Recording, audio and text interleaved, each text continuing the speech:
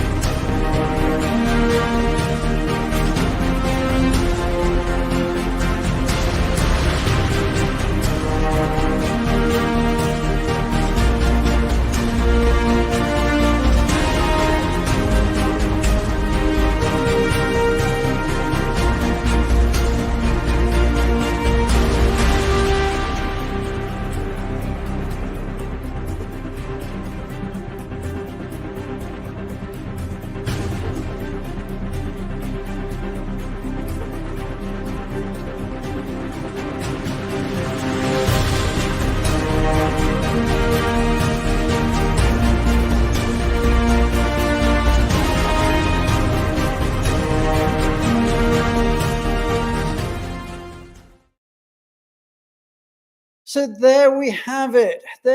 Loads of news. Many congratulations to Michael McDonald on his retirement. Many congratulations to everyone who has been promoted, everyone who's got a new job. And for those of you who are looking for jobs, there's so many jobs on offer out there. So if there's a job that you find interesting, then please, replay that video and approach whichever company it is that's got that job on offer out there for you. By the way, if you have a bit of news you want to share with the industry, for example, you have a new job or you've been promoted or you have a job that you want to fill, then do let us know and we'll try and give you a shout out on the show next week. Anyway, the time has come to talk about immigration. And this is a really important subject every week. I think many months ago, Julia made the comment that there's elections going on all over the world this year. And guess what? The French only went and announced another one that we weren't expecting. So with this week's update, let's welcome to the show. And you know what to do. We want you to hit the heart button, hit the like button, hit the applause button as we welcome to the show, Julia Onslow Cole.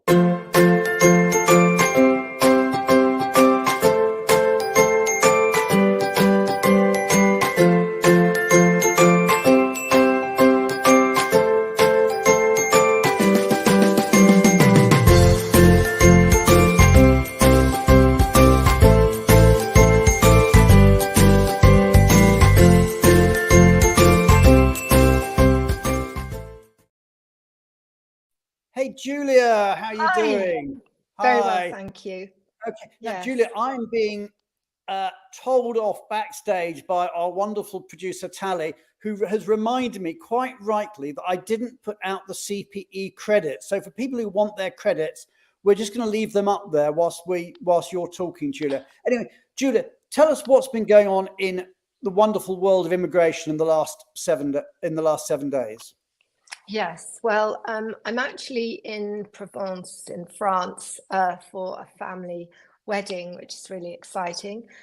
So I thought that I would talk about what's happening what did happen in the European parliamentary elections, and also, trying to say a few words about what's happening in the upcoming French election. So, as you know, the European parliamentary elections were last week, and this resulted in this snap election in France. And the French election is on the 30th of June and the 7th of July. So just going back to the European Parliament. So the European Parliament is one of the big bodies in the European Union. It's one of 7 big institutions. And together with the Council, it can adopt European legislation following a proposal from the European Commission. So it's not quite like we would think of in the UK as a parliament, but it's very, very important. It has 720 members, and they all come from the national parties of the 27 European countries that make up the EU. And then what happens is when they get into the European Parliament, they form these big supergroups. So they form these supergroups, and the biggest supergroup is the EPP, which is the European People's Party, and that's sort of centre-right party. Now, what's happened in the European parliamentary elections is that the old supergroups, so having quite a centrist position, are still there with a majority, but there have been big gains on the far right. So in Germany, for example, Olaf Scholz's party came in third behind the far right AfD. And in France, Marine Le Pen got huge gains. And typically what happens is the heads of state of these European countries look very carefully at these European parliamentary elections, because it really gives them a taste of what's going on in their own country. And because France really suffered this big blow where Marine Le Pen got all these extra seats in the European Parliament, Macron decided to call this snap election. So that's why he did it at a very simplistic level. Somewhat foolishly. I mean, he could have waited, couldn't he? Well, I can't really comment on that. I mean, I suppose what he was hoping was that it was so quick that people wouldn't have time to sort of galvanize around Marine Le Pen. And we've just seen this over the last few days, this failed objective of the far left sort of getting together better. But, it seems to have ignited in France a big feeling towards the far right. So maybe that is what their outcome will be. So the important thing to say, though, and this is very important from an immigration perspective, even though the European Parliament is now much more leaning to the right, what that will mean in practice for business, that's the key thing. What do all these things mean for business? And what it really means is that the immigration policy is likely to be more restrictive on things like border and security, but we don't think, Fragman does not think, our government strategies team don't think that it means that they're going to sort of hammer down on business immigration. And there is something that's really important, which is called the EU talent pool, which is this new, fantastic idea about all the European countries getting together and aligning their business immigration. And that's something I'm going to talk about in the next few weeks. But we don't think that project is going to be ditched anytime soon because of these elections. Now, just turning to France, literally for 1 minute, it's important to remember and again, this is kind of quite different from most countries, that Macron will stay as president of France, whatever happens in the election. So he will stay, and his term as president doesn't end until 2027. But the majority party will actually say who's prime minister. So it could be that Macron gets a majority, status quo. It could be that it's far right, in which case we'll get a far right prime minister in France. And there's going to be, they're very concerned about relationships with the EU, less migration, or it could be left, in which case a left-wing prime minister, which they're seeking more immigration, more access to social help, and more humanitarian measures. But it's very clear, and just being in France now, looking at the papers, that people in France are very concerned about immigration, about border security. Obviously, pensions is a very big thing, and you realize that Macron did a lot, which have impeded people's pensions, and put up the pension age. And this idea about should they pull back from the EU. But again, similarly to European parliaments, whatever the outcome, we actually believe that the support for talent attraction is quite safe. And the immigration challenges will be around more, again, borders and security. So I hope that was helpful. I think it is quite difficult sometimes looking at the European Parliament and France, because it is quite different than than we have in, say, the UK, and sometimes it's hard to quite understand exactly what's going on. But I hope that's helpful. That's really, really helpful. I must say, I was speaking to a French guy this morning, and I asked him, it's just one person's view, what the likely outcome was going to be, and he said the chances are, whichever way it goes, chaos.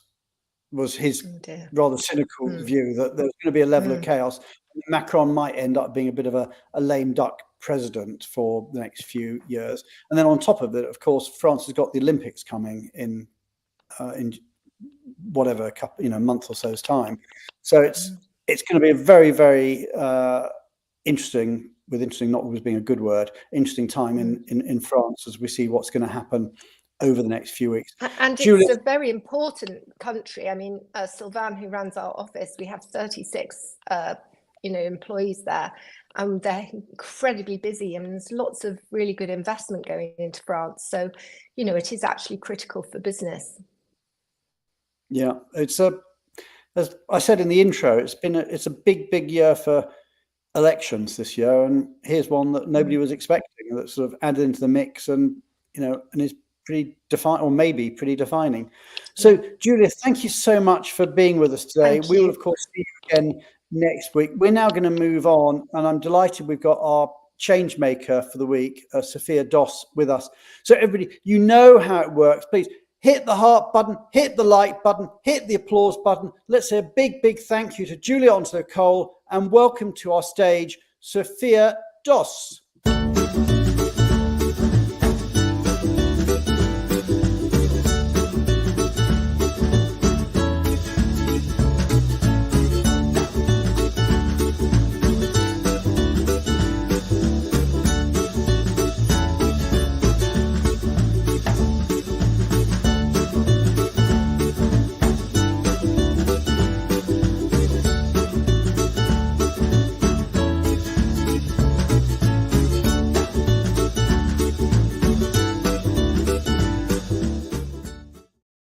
Hey, hi Brian. I'm well. Oh, welcome to the show. So tell us where you're based. Tell us a bit about yourself. Yeah, so I'm based here in sunny Dallas, Texas. So I am with Mohawk Industries, as you mentioned. We are a global flooring manufacturer. We are in operations in 170 countries. Wow. Of those, we have 19 countries that we have manufacturing operation. We have a slew of products in our portfolio for all things flooring. We have about 40,000 employees globally. So super excited to have worked for Mohawk now for about 19 years. Okay, and tell us, I mean, how many people would you move in a typical year? Yeah, so our program is about 300 strong. So that Oh, includes wow. domestic relocation, global transfers, and expatriate management. Okay. And tell us about technology. I know you've got a passion for technology, and obviously you're one of our Benivo change makers. So tell us a bit about, you know, your love of technology. Oh my goodness, yes.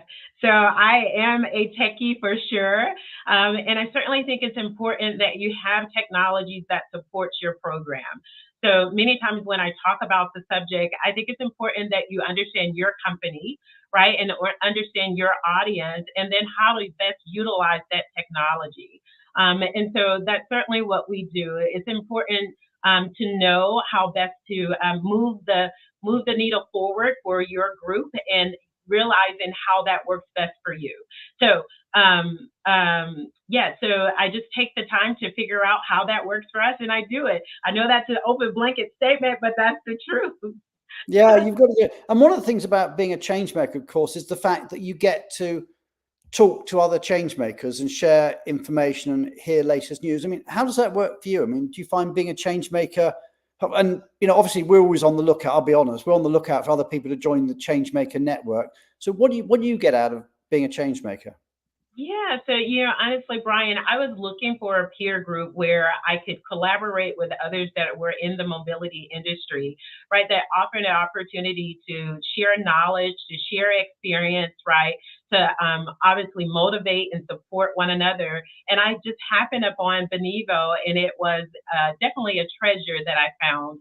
And I found it to be a great opportunity to do just that, right? Where you're amongst those that are within your industries who maybe have already experienced some of the things that you have and can share, insight, provide intel possibly as well. And then it also gave me an opportunity to share about my experience, right? So there was an exchange there that certainly helped even in my professional growth as well in advancement. So I found being able to be a great connection for me. Well, it's great to have you as a change maker, and obviously the way we thank all our change makers is we make a donation every quarter to a charity of their choice. Now, I know the charity that we support on your behalf uh, is something that you're it's very close to your heart, and you're very actively involved. So, tell us a bit about your charity. Yeah, so I represent THEO, the acronym for the Hope Experience Outreach. So we're dedicated to supporting disadvantaged youth, women, families alike in our Dallas Fort Worth, Texas metroplex. So I'm proud to say that I serve as an outreach coordinator. We're celebrating 14 years of service to our community. We host various programs throughout the year. So that's the Christmas Connection, workplace readiness, training, and also our back to school drive.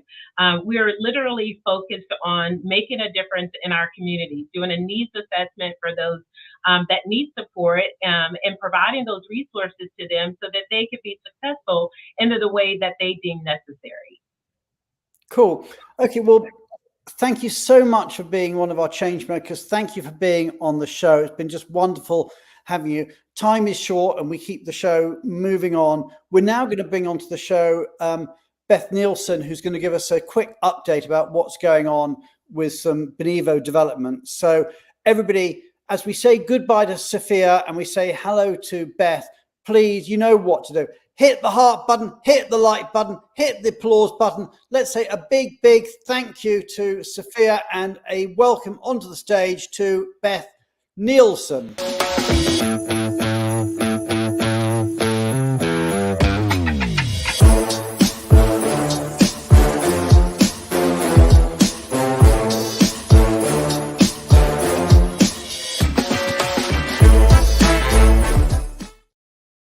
Hey Beth, how you doing? Hello, I'm very well, thank you. It's good to hear that you're on holiday.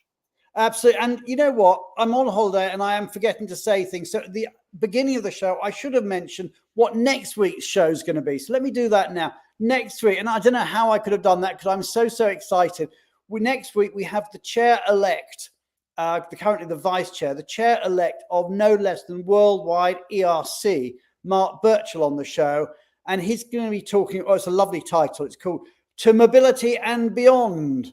So it's all about what ERC is doing, what the world is doing in mobility, and how we can all help ERC move forward, how ERC can help us move forward, and about the way the world is going. And it's very, very, it's going to be very, very big picture stuff coming from somebody at the very, very top of our industry. So really exciting show next week. So Beth, tell us what else is news.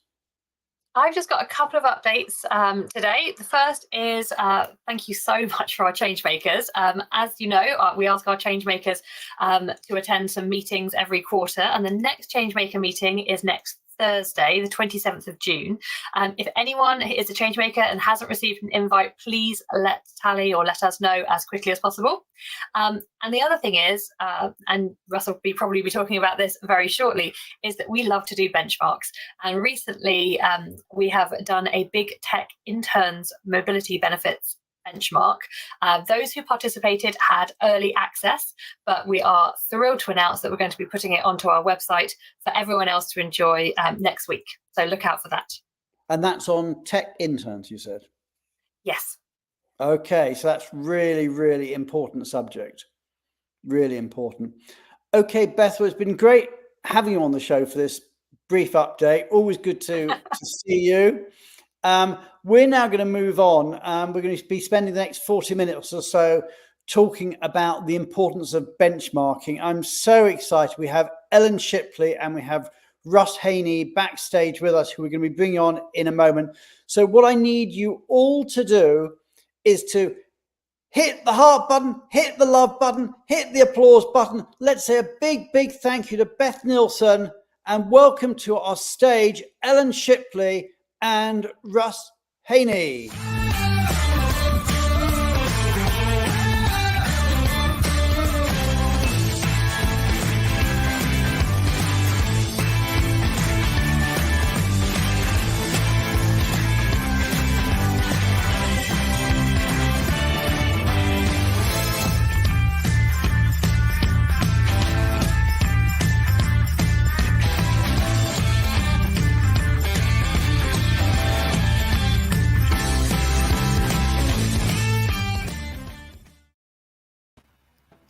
Hi, I'm so excited. I've got Russ in the house and Ellen. I mean, we've known each other a while. We have old friends, and it's just great to have you on the show, Ellen. It really, really is. And also, you're a change maker as well, which is just, we're really appreciative of that as well. Ellen, tell us a bit about yourself. Tell us about Slalom. I mean, some people may not know Slalom, so give us a bit of background. Yep. So thanks, Brian. Thanks for having me. Slalom is a consulting company. We were founded in 2001 in the Pacific Northwest, in Seattle. We are now active in 10 countries. We've just gone live in Singapore at the beginning of this month. Cool. And I joined 2 years ago tomorrow. Tomorrow is my Slalomversary. We are a fiercely human consulting company, and we really do celebrate things like that. So, and really excited. It's a fantastic company. Cool. I think I'm getting some going. Mobility programs for the company. We're project based in large, so a lot of what we do is shorter term or commuter type assignments, because we're putting people where we need them. And you so kindly helped me out with some benchmarking, which is what we're here to talk about today. Yeah, we're going to talk about benchmarking. Russ, just tell us a bit about the benchmarking, just generally, before we get into this one, about the benchmarking work, and your experience in benchmarking. Sure, and so great to join you both. And Ellen, congratulations on your Slalomversary. I love that word. Yeah, benchmarking here at Benivo is something that we take a lot of pride in doing for our clients and our Changemaker community, and we've been involved in doing quite a bit of it. And it can range anywhere from informal peer-to-peer questions that our change makers are able to ask of each other, and we do see quite a lot of that happening, or it can be more involved, and as in the case of our assistance and collaboration with Ellen on her benchmark, more comprehensively looking at what other peer companies are providing in a broader benefit scope. And so we were delighted to have that opportunity to partner with Ellen on that initiative, always with a focus on really helping our clients and changemakers understand where they stand relative to their benefits. And that's really important. So thank you, Ellen, for that collaboration. Okay, and let me just start at the beginning. I'll start with you, Ellen. Why is benchmarking important? I mean, let's just start with, if you like, the absolute basics. I think as we were talking about, you don't know what you don't know. So you're trying to build a program. Okay. You sort of halfway know, okay, well, I have to get the person there. Might be good if they have a place to live. And we know we need to deal with immigration and tax to make sure that everything's legal and compliant. But what else are people doing? What's changed in the world? And there have been a lot of changes since the pandemic, but what are we seeing out there? Where do we want to be in all of this? Do we want to be middle of the road? Do we want to be best in class and use this as a talent attractor? And who's doing what? What are the benefits that are important to people that mean a lot to my employees? And what do people offer that people don't really care about? Or, are some of the things that you might think people want not what's being offered? There were a few surprises in our benchmarking. But also, I find that there's something quite interesting there, because I mean, you are, a very experienced mobility director, and you could walk in and say, well, I know how you do it. You do this, you do that, because that's what we've done. But you didn't do that. And you actually said, no, I'm not assuming anything. I'm actually going to go back to basics and benchmark. And I think real hats off to you for doing that. So, I mean, benchmarking obviously is in your DNA somewhere along the line here. It's something that you feel strongly about the importance of doing it. Well, you know what? There's an old, I wish I knew who said this, but the 7 most expensive words in the English language are, that's the way we've always done it. And that is absolutely true, because yes, you've pointed out, I have been doing this for a while. And, I remember when things were long-term assignments with literally everything but the kitchen sink thrown at people, and $1 million plus for a 3-year assignment was absolutely standard. And I think if I said that to anybody in my organization today, they'd faint. If I suggested that, because that just simply isn't the way things are. And so, I do find that with the changes we've seen to the industry, especially, as I said, post-pandemic, you've got the remote working and cross-border working and work from anywhere, and people who are willing to lift and shift. You have to stay on top of it to know what people will value and where to best spend your money. I suppose another point that comes out of this is you've also got to know who to benchmark against. You don't necessarily want to benchmark against, the richest, I don't know, investment banks or pharma companies or whatever, if that's not the market that you're in. So, I mean, how do you, maybe Russ come in, how do you decide, who to benchmark against? Yeah, I think this is a great question, Brian. And when Ellen reached out to our Changemaker network, soliciting benchmarking information, there was a really clear point of view in what she was putting forward. And I think that that's really key. And when you put that point of view out to the market, you're going to get a great response. And I think we did get a really good response to Ellen's questions. In terms of who you want to target with your benchmark, it really depends. Sometimes I advocate a really narrow focus on industry peers, depending on the talent profiles that you're recruiting and how competitiveness of benefits plays out for you in terms of securing that talent. Other times, and this would be a case with the Slalom initiative, was really casting a wider net, because sometimes if you look too narrowly at a group of peer companies, you're really just in an echo chamber of sorts, right? You're going to get a lot of the same everybody's kind of looking at each other and what they're doing and following suit. And so there's a lot of groupthink at play in those initiatives. And I really try to steer clear of that, especially with a survey like we conducted with Slalom that was focused more broadly on international mobility benefits. We really encouraged casting a wider net out to not just our Changemaker network, to our clients, prospective clients. We really went broadly out into the industry because we anticipated that there would be value beyond just the big names, the big players, the obvious choices. We really wanted some of the smaller, more nimble and innovative companies to really also have a part in our survey. And I think it paid dividends for us. Okay, I mean, the other question that comes out, we've talked about the importance of benchmarking, is how often should you do it? And we actually did a survey a little while ago on LinkedIn, but I'm very interested to see what the audience has got to say. How often should you benchmark your policies? And I'll give you 4 choices. Regularly, at least once a year, or maybe once every 2 to 3 years, or once every 5 years, or just only as and when the need arises. But I mean, Ellen, what's your view? I'm interested to see what the audience says, but Ellen, what's your view? How often do you think you should actually benchmark your policies? I think for the overall policy itself, probably every year or 2 maximum. But then I find myself sort of doing ad hoc benchmarking almost all the time, because sometimes it isn't just, what do I put in my policy, but it's how do you answer questions from your employees? Because, when you send somebody someplace, the chances are pretty good they're going to run into other expats. They start talking about, well, I get this and I get this, and oh, you get that. Wait a minute, I don't get that. And then they're coming back to your team and saying, well, hang on a second, the guy from XYZ company told me that he gets. And how do you then handle that without going out to your network and saying, hey, has anybody done anything here? And the chances are pretty good.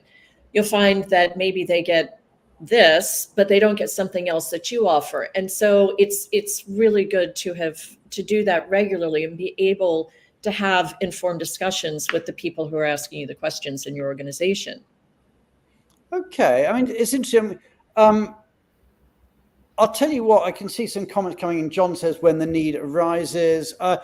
When we went out on LinkedIn, this is what we got, is once a year, just under a third, 32%. Once every 2 to 3 years, that's 49%. So I suppose add those together, you've got whatever, just under 3/4 are saying it should be done either once a year or no more than once every 3 years. And then once every 5 years was 14%. And then a further 5% said, oh, you just do it when the need arises. So there was a feeling that people should do it.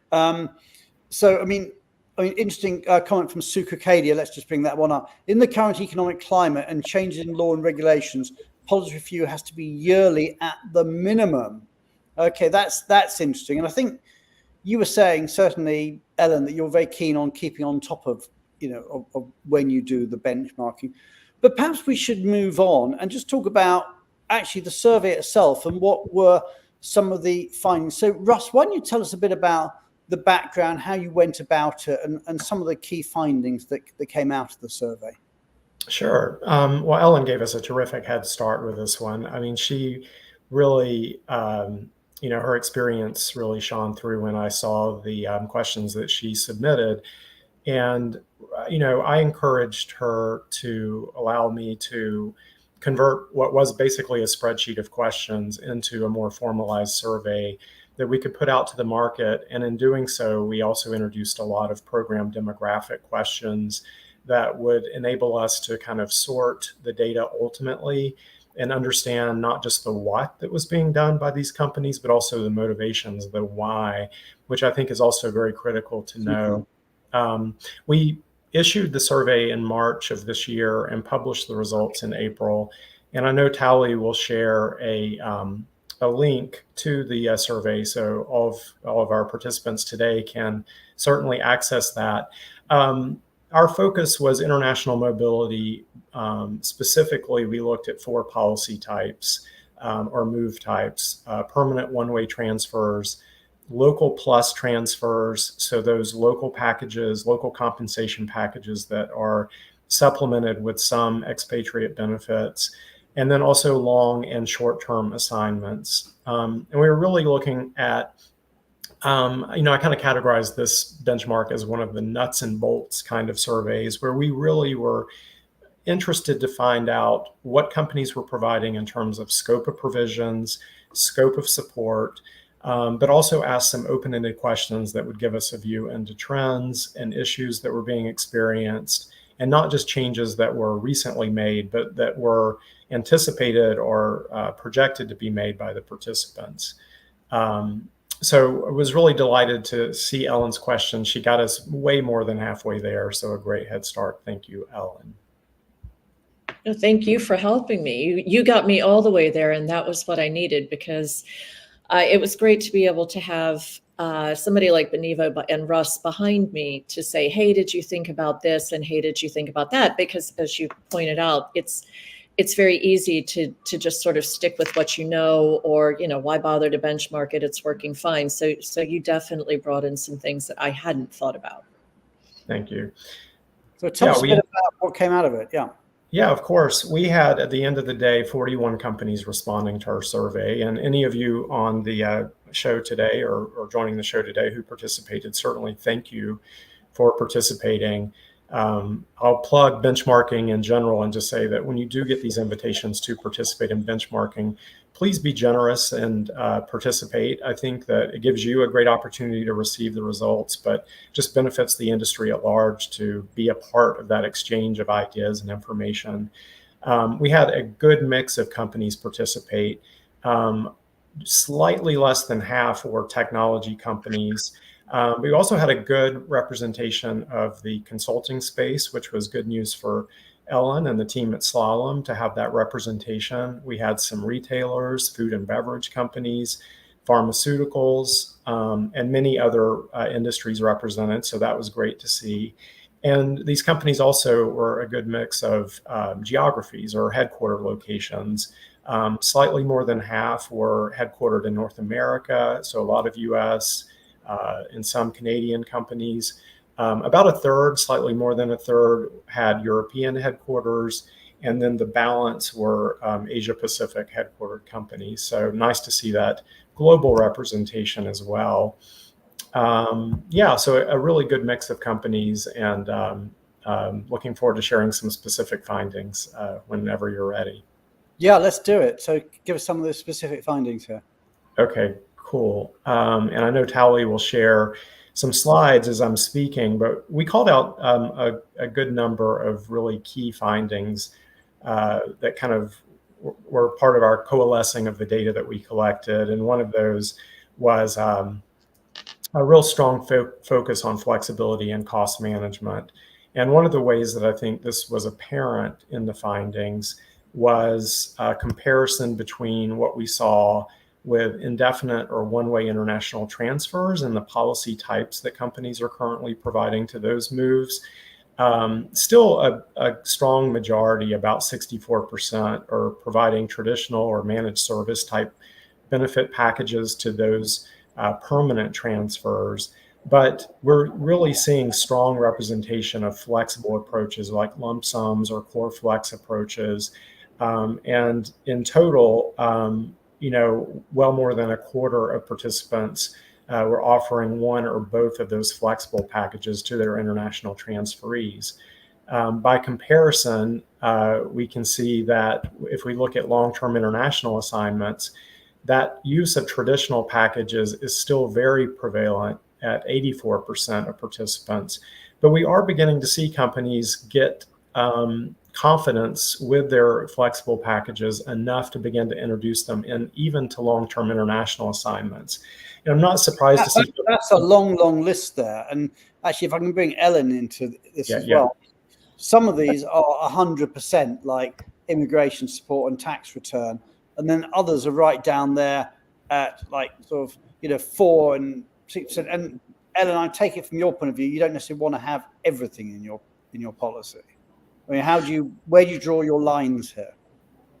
Yeah, I mean, Brian, we ended up using mainly a core flex policy, and the idea, really what we want to do is get you where you're going and give you a soft enough landing that you can get there, you can settle in, you can feel comfortable and begin participating in life and your work as quickly as we can possibly get you there, right? And so and while being completely compliant from whatever we need to keep you compliant in, and that's going to be usually tax and immigration, local registrations. We want to help you get a bank account. We want you to be able to go to the grocery store, get a mobile phone, use public transportation, right? Those are the key elements. And then the flex part is what lets us tailor it to you as an individual. And it's funny, and you may remember me saying this because, as you pointed, we have known each other for a while, but I was transferred to Brussels years ago. And I was given a package that included literally everything. I mean, if I'd had a partner and children, they'd have been educated and moved and this and that and all the other, but I didn't. I did have a dog. And I had to pay to bring the dog on the show. We're not going to, that was a different dog. And no, the current one is sleeping downstairs. Do not say the P word, please. That's PARK for anyone who's listening. But yeah, I had to pay to ship my own dog because even though I could have, $300,000 worth of benefits for the family that I didn't have, there was nothing there for my dog. And so I've kind of always remembered things like that. And that's why I think the flexibility is so important. It's to tailor it to the individual, which is critical in today's market. Yeah, I mean, I think there's two things that I see companies talking about. The one is the importance of flexibility. And the other is, I suppose, in today's world, is about cost management as well. Is that something that came out of the benchmarking study, or you're thinking the focus on not on those two things, on flex and cost?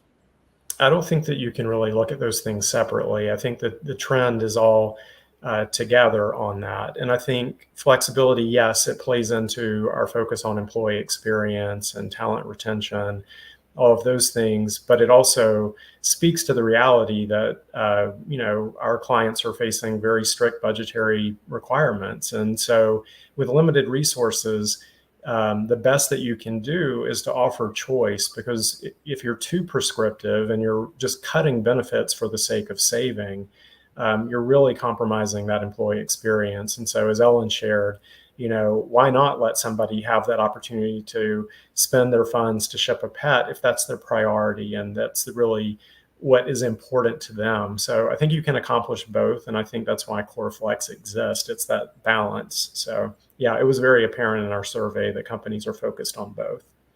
Okay, so that's interesting. So there's a focus on, Brian, please yell PARK. No, it's not going to happen.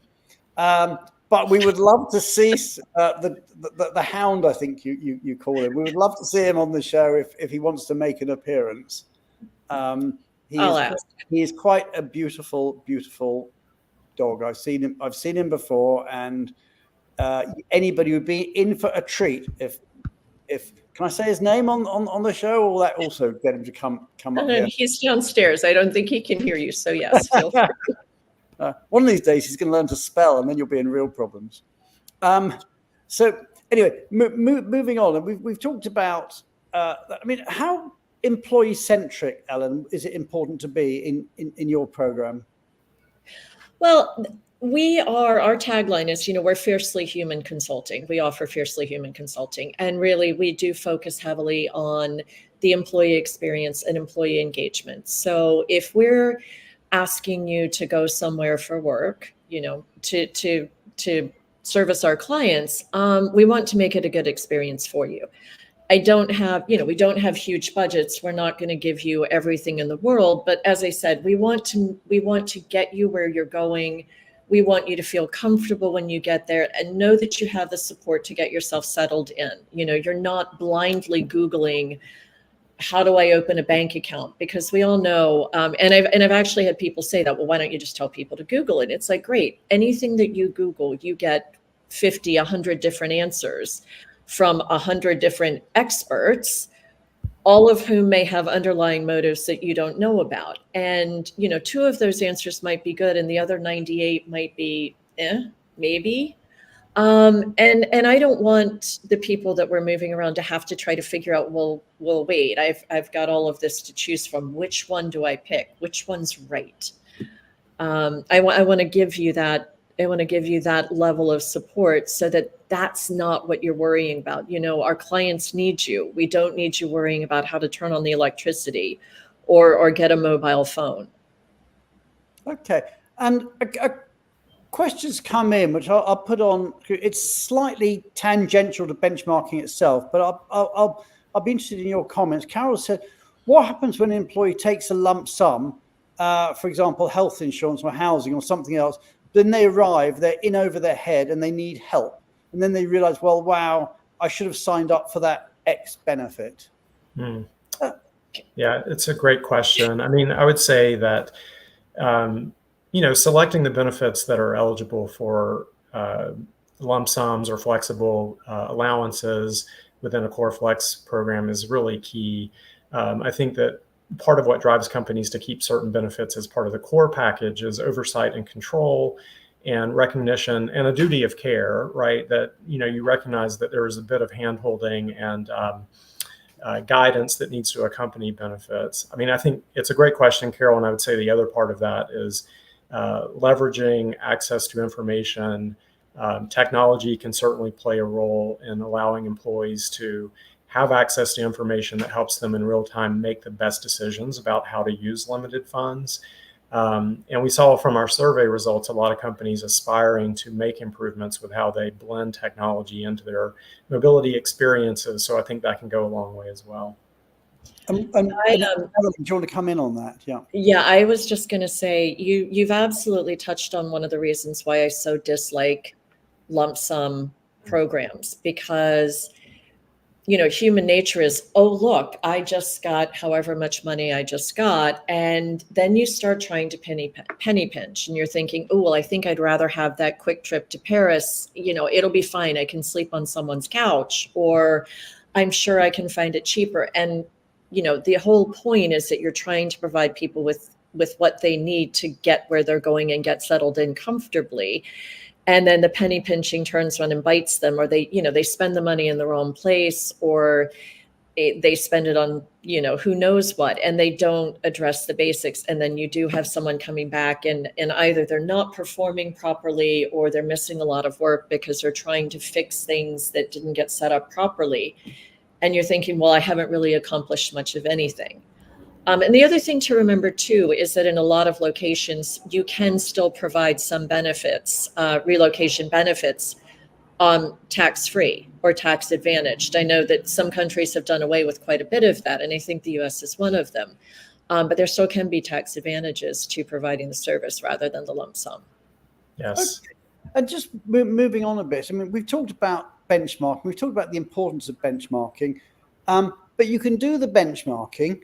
You can get the survey results, but the wisdom is actually about how you interpret the survey results for your own organization. So I suppose my question for you, Ellen, is when you get a survey, how do you work out what to do with it? What findings actually you say, yes, they're important findings I'm going to use, and what findings you say, well, actually, either I'm going to take them with a bit of a pinch of salt, or they're findings which I'm going to say, well, interesting findings, but not for us. So, I mean, how do you get on to moving from having a survey in your hand to interpreting it for what you're actually going to do? Well, I was fortunate in that there was a real appetite to have a program in place with, as I said, the soft landing, the let's get them where they're going and make sure that they're okay when they get there. So, and I was really lucky in that the results of the survey, the ones, I don't know if we can show it again, but the ones at the top of the chart, I think the first 6, 7, or 8 were the ones that formed the core of my Core Flex policy.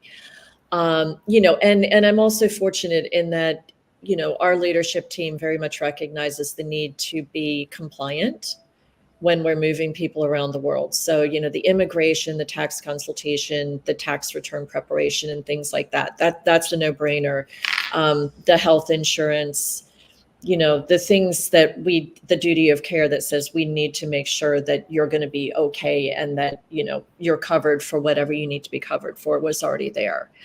But again, I think we touched on this briefly earlier, is you also need to be able to sort of push back or at least have a reasonable conversation with employees who are coming to you and saying, hey, what about my car? I want a car allowance in wherever I'm going or something like that. And I can then go back to a survey and say, actually, that's not a thing. And I can point to, a survey result that says 2% or 4% or something like that. So, we're not going to be that company that offers the be all and end all. We want to be the outlier and use it as a talent attractor. You mentioned car, and these days you think of car, at least I think of car, and immediately I'm thinking about green as well. What about sustainability? Did that feature, Russ, in the survey? It did. We purposefully queried our participants on what they're doing currently with regard to sustainability issues in their mobility programs. And Tally, if you're able to share, I think it's the 5th slide, the final slide in the deck. Our findings here were it's still kind of nascent within a lot of mobility programs, but almost a third of the participants in our survey indicated that their companies are currently engaged in either measuring and or mitigating the impacts of international mobility on the environment. And we one thing that we're doing with our surveys, which is, I don't know if that's a good finding or not. So we're saying that 2/3 haven't. Yeah, it's we would like to see it higher for sure, but I know it remains aspirational for companies. I think a lot of companies are doing more in the space than might be reflected narrowly in the mobility space. It's just, a matter of priorities, and it probably hasn't filtered down to some of the mobility programs yet. In fact, some of the respondents did indicate that, we're not doing much with mobility at the moment, but our company is definitely focused on it, and we expect to do more. So I think while it appears nascent and a bit disappointing, perhaps that only a third are engaged this way, I think this is something that we'll focus on, gauging the trends as we go forward. I think we're going to see it really increase.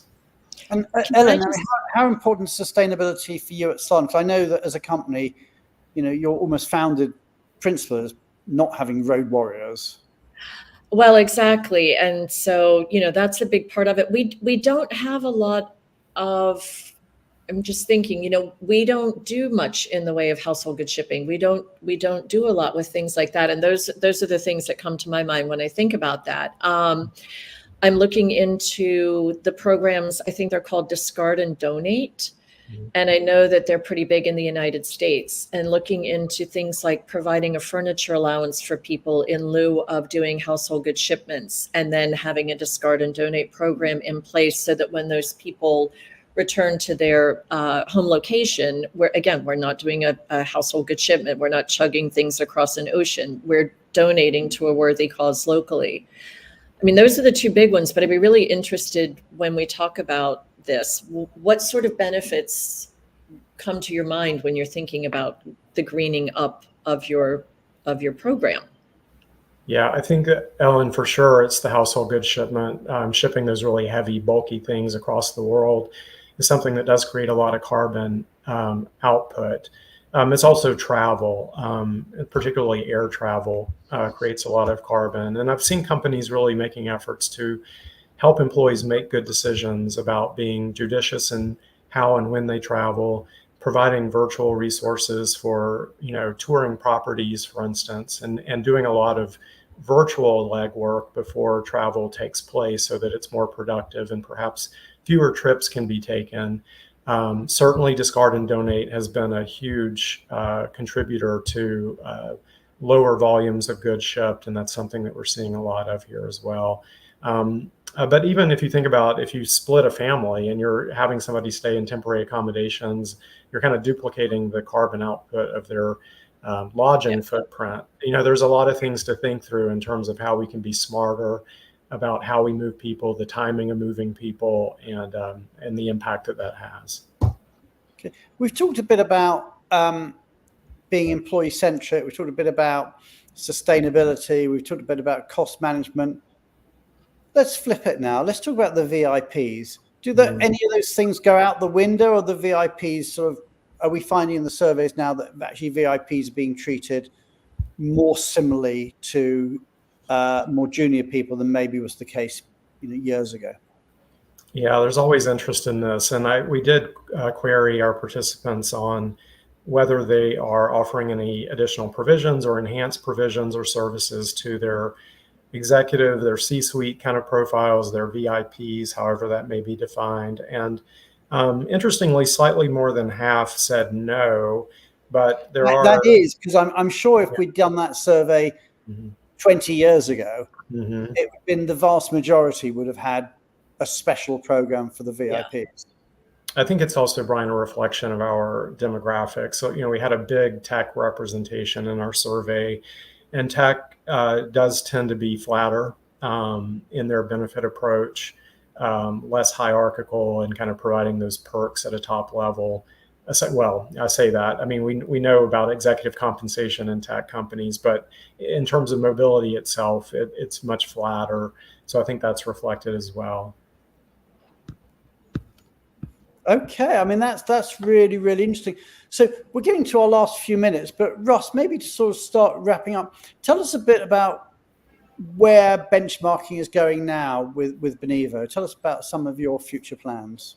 I'm so excited about things that we're doing here, leveraging technology and artificial intelligence recently to really enhance the way that we conduct our benchmark surveys, the way that we analyze the data and put that out to the market. And even 5 years ago, if I were doing this type of survey, I would have been really reluctant to include a lot of open response kind of questions because they're just a pain to kind of sort through and report on. You really want, at the end of the day, the neat kind of graphs and charts to be able to tell the story. But with artificial intelligence, we're able to really pull in paragraphs of allowing people to kind of really truly tell their story and tell us the background of why they do things a certain way. And we can use GPT models to analyze those lengthy responses and really mine them for the commonalities and the trends within all of that verbatim data that we pull in. So I'm really excited about what that means for benchmarking. It really enhances our ability to tell a full picture.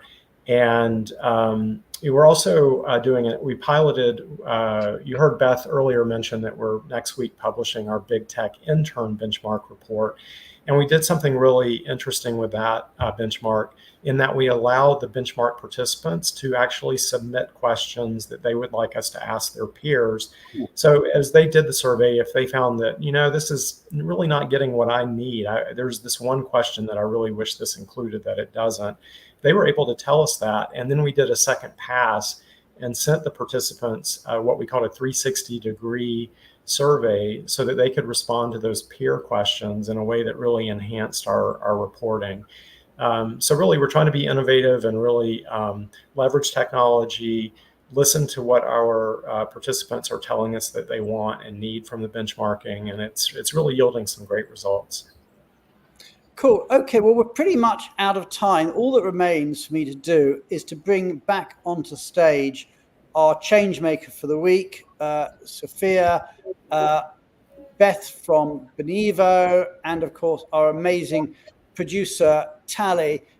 Julia couldn't stay with us at the end of the show. She had a client meeting to go to. But thank you to everybody for tuning in for the show today. It's been absolutely fascinating to hear your comments and have you here and join us as we've been talking about the importance of benchmarking. We are back next week when we're going to be talking about mobility and beyond with the awesome Mark Birchall, the chair-elect at Worldwide ERC. Many, many thanks to our amazing Changemaker, Sophia, for her insight and for being a change maker, and also for the charity work that you do.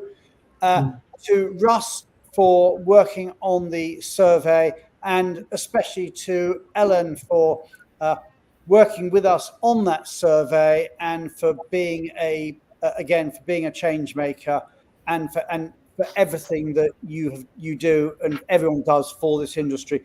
We are now out of time. All that remains is for me to say thank you to everybody. I'm your host. I'm Brian Friedman. We will see you again this time next week with The View from the Top, when we're talking about to mobility and beyond. Thank you, everybody, and have a great, great week ahead.